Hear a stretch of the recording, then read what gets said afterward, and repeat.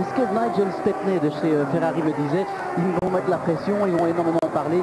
Et pour finir, il y en aura probablement quelques-uns qui vont décider de prendre le départ de la course. Ça, c'est un moment incroyable qu'on vient de voir. Accueillir les voitures. Hein. Chez Renault, chez Williams et chez McLaren, on se prépare pour faire rentrer la voiture dans le stand.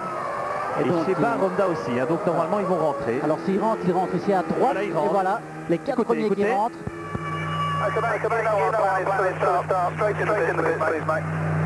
Voilà, tu sais quel est le plan pour le départ. Directement, tu rentres dans la pit lane, ce qui est le cas. Et bon, on va se retrouver une Ferrari qui sera en virtuelle pole position, même s'il est en 5e position sur la grille de départ. Ça, c'est du jamais vu. C'est du jamais vu. Mais c'est une catastrophe pour les Américains. C'est une catastrophe pour la Formule 1. C'est risible, c'est grotesque. Et là, ça fait très mal. Regardez Michael Schumacher, donc, qui est en 3e ligne, tout seul en piste. Et puis, derrière lui, il a Rubens Barrichello et puis les autres. Alors, les pilotes restent dans les voitures. Et tout le monde le public américain bien évidemment. Michael Schumacher qui regarde incrédule.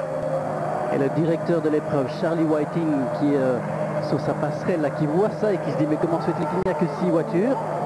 Et qu'est-ce qu'il va faire? Mais bien sûr donner le départ de ce Grand Prix. Voilà les feux rouges qui commencent à s'allumer.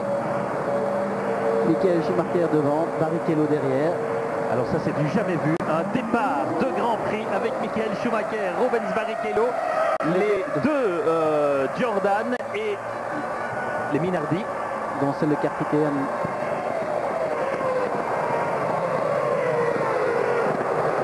Non, Anne